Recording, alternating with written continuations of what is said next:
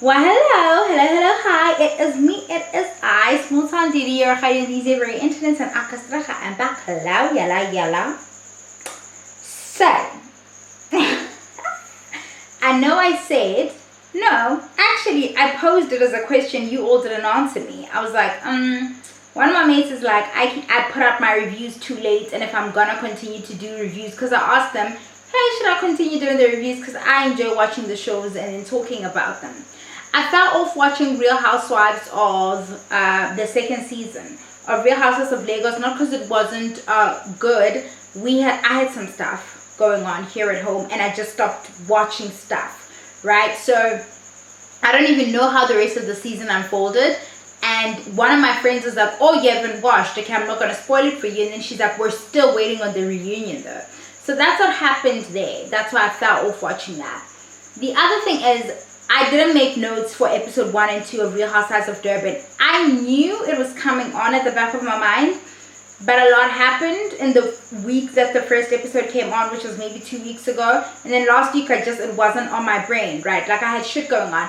And then like Showmax has a new app, and oh my gosh.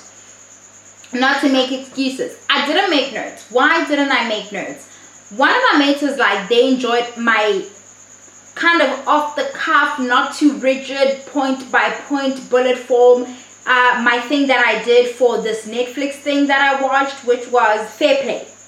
I just kind of just sat here and told you all what I remember about it. Whereas with the reviews, what I would do is I'd go like bullet by bullet, like scene by scene, and I think that made them very long, made them feel like stiff and whatever. If there's a need for me to do that, because maybe a lot of important things happen in that episode, I'll go back to that style. But I think I want to work on a more relaxed, off the cuff, remembering the stuff that were memorable, like, or rather sharing with you guys the things that I found memorable versus like all the filler scenes with like Baba Boobe Babe, Jojo's husband.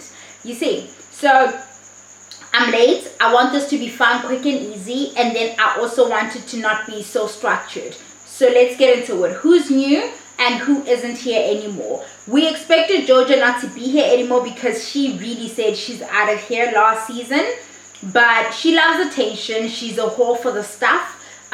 So she came back. Not shocked. Again, she loves the camera. She loves attention. She loves to showcase the life. She loves for you to see that she's a kept woman. She's essential in a way that is sad to me. But what she brings to the show, that housewife element of why the franchise was started to begin with, all the way in Orange County. You know, when we started off with Vicky and them over there. So she's needed because it's her and Sarisha really. And no, their lifestyles aren't the same, but we're still seeing that these are women of like means, by way of marriage. This is not to discount Sarisha's successes before Viv, but come on, girl. You had 2 pugs. How many you got now? That man Viv let you get more of like those little things that he's allergic to. Come on now. Come. Alright, who's new on the cast? Zama. We know Zama I remember her from the SABC presenting, and I'm not sure, truly I'm not sure. I think she did the top billing thing, because I think I remember her top billing accent was insufferable, or she auditioned. I can't recall, but you have to have a top billing thing. You can't just go there, or that's why it's not there anymore, because it just got to be too inauthentic, right? Like you had to be Ginny and you had to be Ursula, okay? But it seems she's done some acting in recent years. They showed some clips of things that she's been involved in. I haven't watched either of those things, but it looks like she's got some good chops on her, some good acting chops on her, so great. And then we have a young lady who says she's an influencer. I'm not part of the crowd she's influencing. It's not to dig at her or take away from her anything, just to say I wasn't aware of her or her influence prior to her showing up on my screen right this very, like, you understand? And her name is Angel. She's 29 years old, making her the youngest person in the group, and whatever. Her dad's a taxi owner and she works for him. She's a fashion. She does everything. She's a I do everything, right? She can sing. She actually can sing, you know, and she actually did sing for us. Unlike, why is, I said I'm Bali. Who was this lady from last season? Why is she not back? Why is she not back? I think she deserved a second season. She held her own. She was calm when she needed to be, and when people got on her nerves, she took it there. Annie didn't come back, and then Mbali's also not there. Her name is Mbali, right? Mbali's not there. But Soso's back, that's Sarisha. Nonko's back, Slee's back, Maria is back. Great. That's who we have in the first episode. We get to meet both, which is lovely. I love when we meet the girls early on. It's lovely. Sarisha goes over to see Slee. Slee has moved into this home where I'm reluctant to believe that it's hers, only because she's come from being financially overstretched and now she's in this new home. Coincidentally, at the same time, production starts back up. So has the home been rented for the purpose of filming? I don't know. We go over there and we see her place, and she's got this beautiful tea set. Love it. I know somebody who has that tea set or something similar. Gorgeous, gorgeous, gorgeous.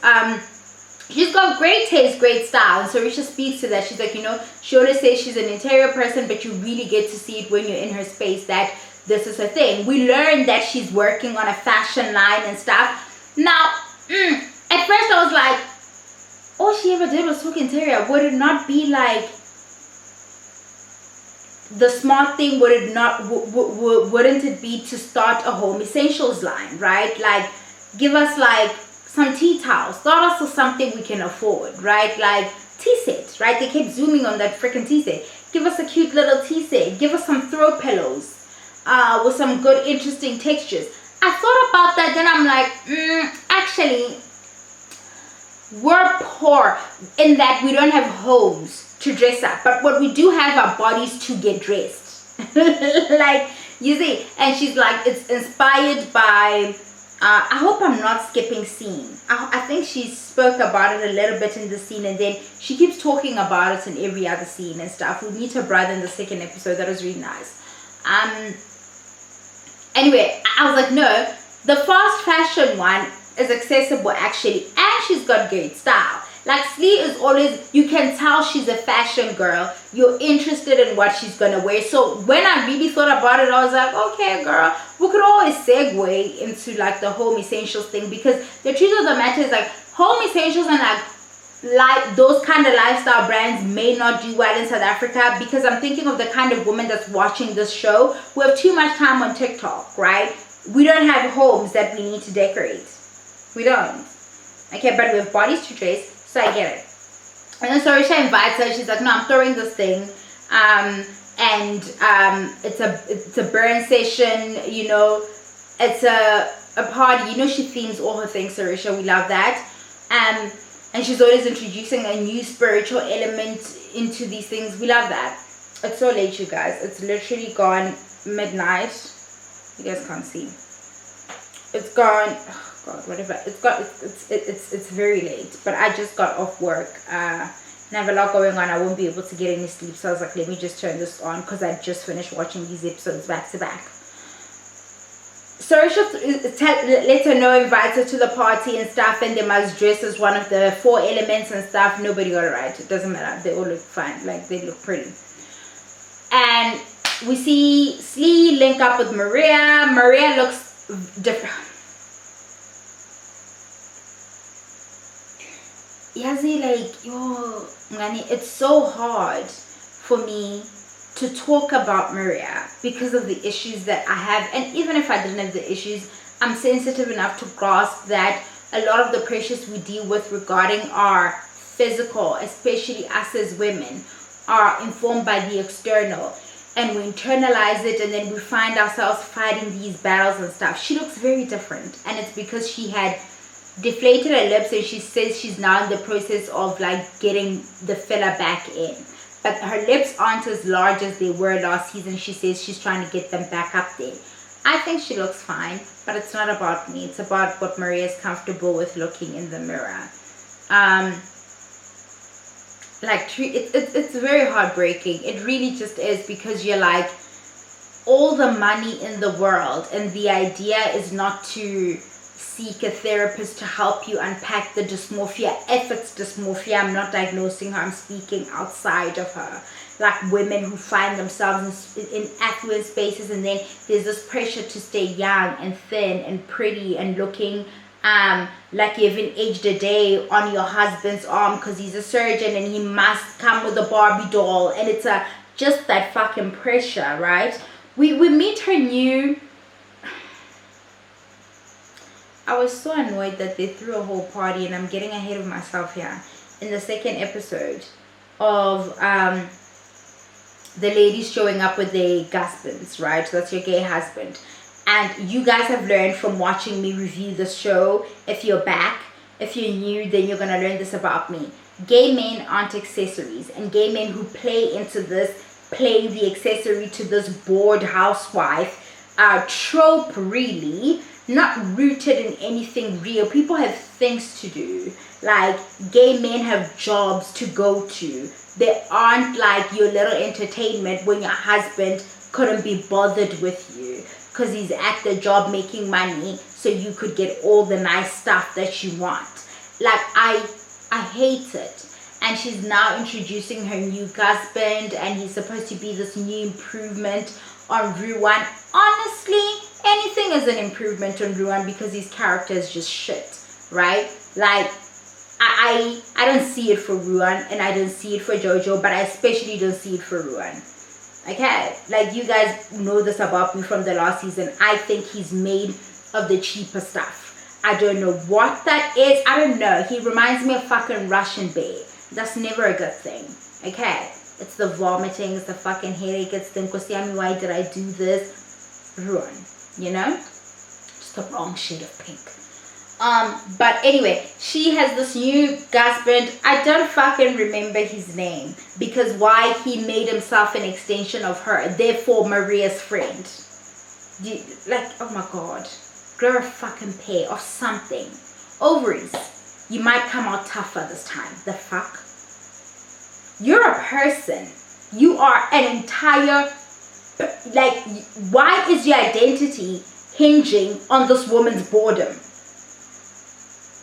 Because that's what that is. Anyway, Slee links up with Maria, and she's like, oh, I don't really know if we're friends, Slee, in the confessional, but we're cool.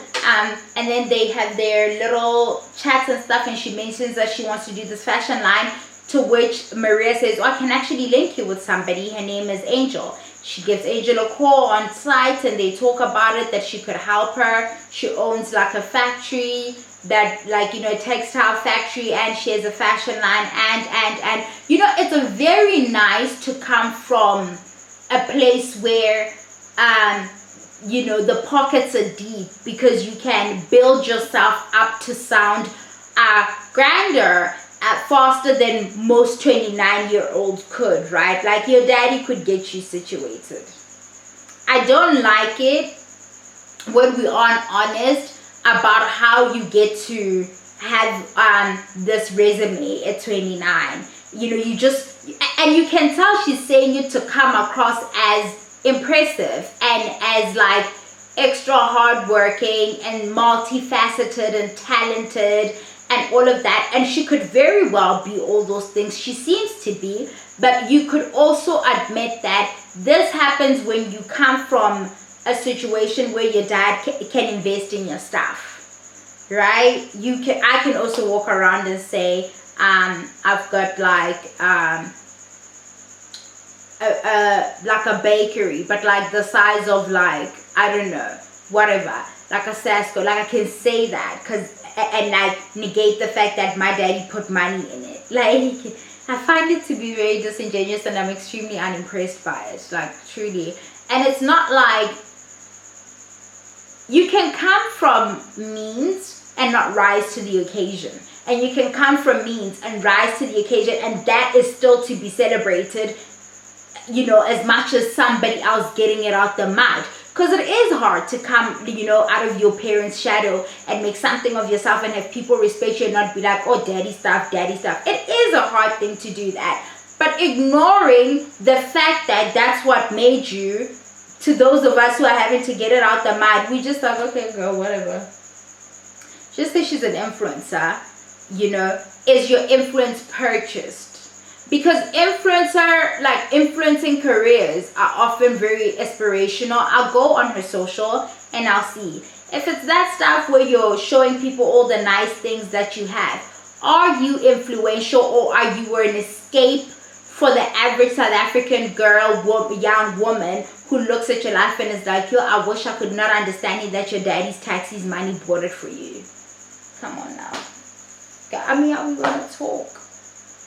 It's after 12, we may as well have a chat. Like, be real. It's real early. Truly. Anyway, she says she'll help her figure things out with this fashion stuff. Great. That's what I remember. Something probably happened to Jojo and Boo, but I don't care. Nonko and Boo and Jojo also linked up at a lingerie thing. And you know what I actually do appreciate about these women, Maria included, Jojo and Nonko, and the stuff that they share on their socials. I don't really follow a lot of them like that, but when I log into my Instagram account with this handle, not my work account, like Small Town D, when I log into this, because I talk about them and stuff, they're in my explore and I like their things. I think I might follow one or two of them.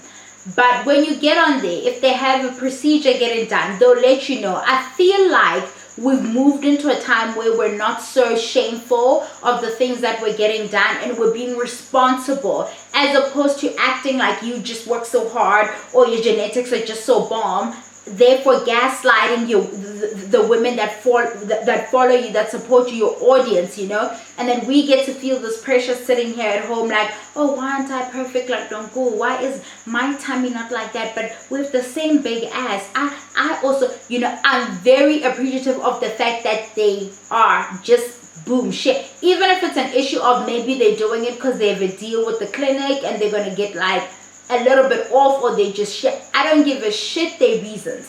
I appreciate them for doing it, because I don't have to walk around here feeling like it's something the matter with me. I now understand I just need to get my fucking bag up. Truly.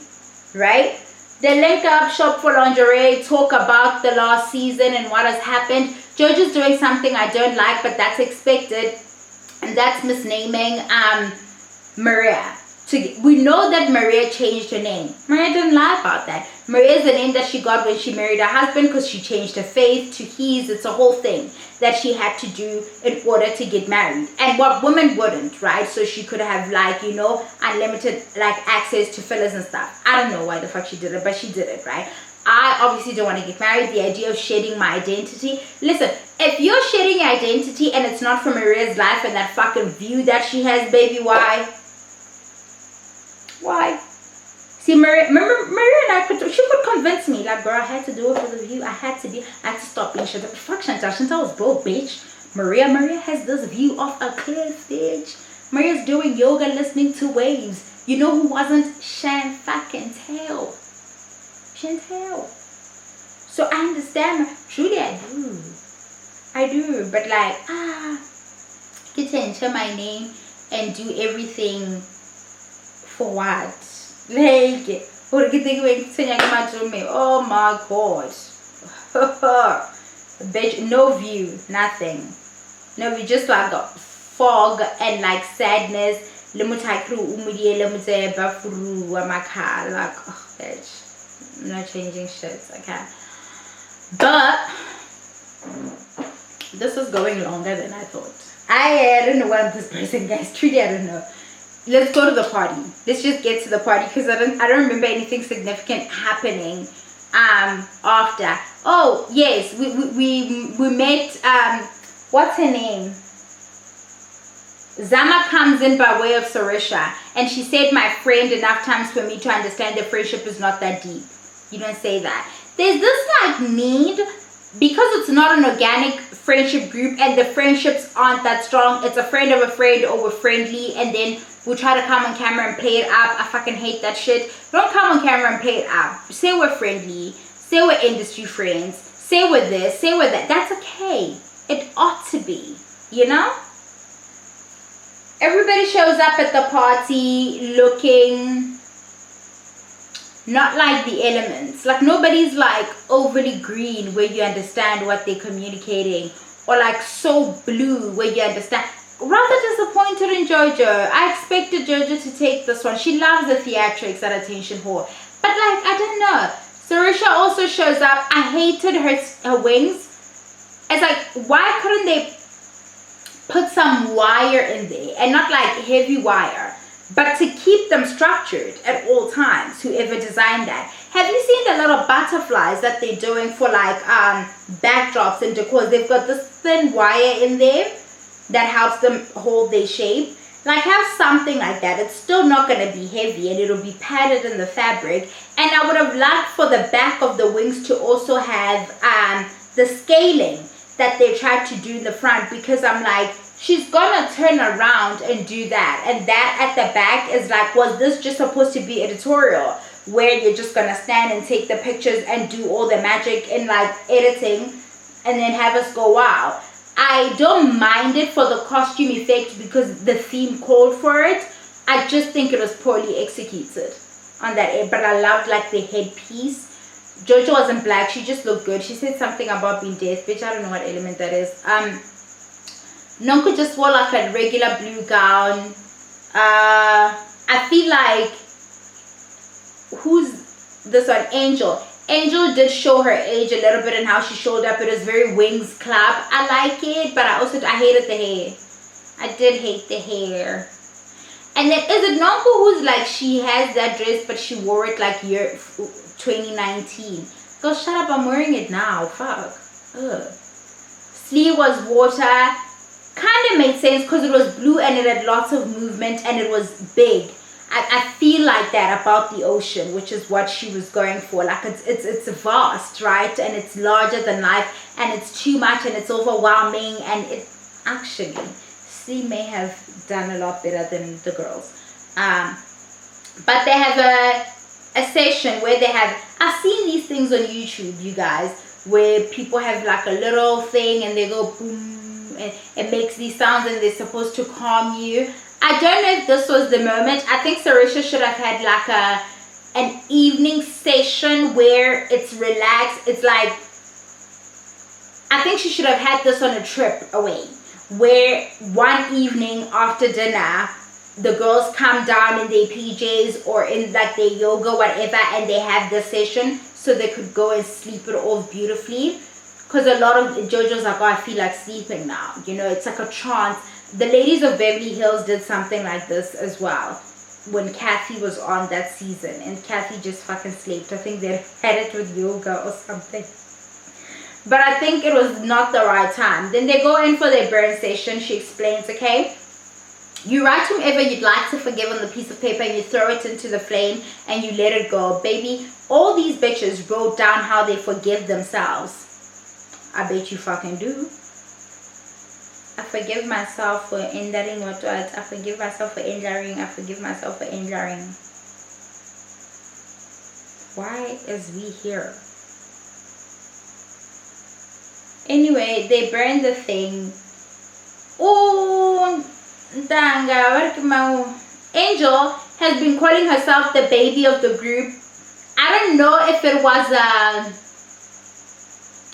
sort of a protective mechanism, like, let me say it before they say it, let me point it out before they point it out, and insecurity of being amongst some, like, you know, highly accomplished women, some older and just like settled into their womanness and their femininity, and there's a confidence and sureness with how they move in the room, and maybe you're feeling the need and you probably don't hear it or see yourself do it, but it's probably something she did, which would explain why she's so quick to list her resume. Very, like, if you sit with her, you're about to learn, which is, it's a thing a lot of business people do because you're constantly trying to sell yourself, yes, but it's also something you do in order to establish with the menses that you're actually not just so little and a bimbo, you're a smart woman and should be taken seriously and stuff. So she kept calling herself the baby, and it's like, okay, cool. when Zama was gonna, she also forgave, I don't know who the fuck Angel forgave, but after her, Zama was like, okay, I'll go after the kid. She was offended by that. I don't know why, baby. I'll appreciate this. She confronted Zama in scene. Like, Slee opened the door and said, a lot is going unsaid. We're all saying we're forgiving ourselves, but we aren't being, like, real about, like, what transpired last time, what needs to get mended and stuff, And so, in that Angel's a production plant. I forgot to say that. She's this papani that Sane was when they brought her in. They did it again, right? They were like, okay, this time let's make sure she's not so crusty and like just weird. But let's bring in somebody young enough that who likes drama and is confrontational enough. If we feel like the scene is staling, we're gonna whisper in her ear, or we would have whispered prior to scene. If you feel like the scene is staling, stir the pot a little, say this. Right? In this moment, I don't feel like she was being that. I feel like I appreciate her for saying it to Zama's face. Her tone was off, but she says to Zama, since we're talking about this, I don't like you calling me the kid, baby. Zama just paid her absolute, I want to say dust, but she paid her nothing. Dust cost a lot in this instance because that's how much of nothing was given to a girl. Yo. If I ever came for somebody and they were just like bored, guess and like bored,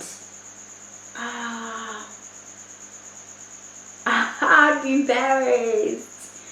I'd evaporate, dog. Like I would cease to exist at fucking once, because it fell flat. It was like a shock to everybody. Like, no, but baby girl, you've been saying you're the baby. Like, what is supposed to happen here? But that was the end of episode 1.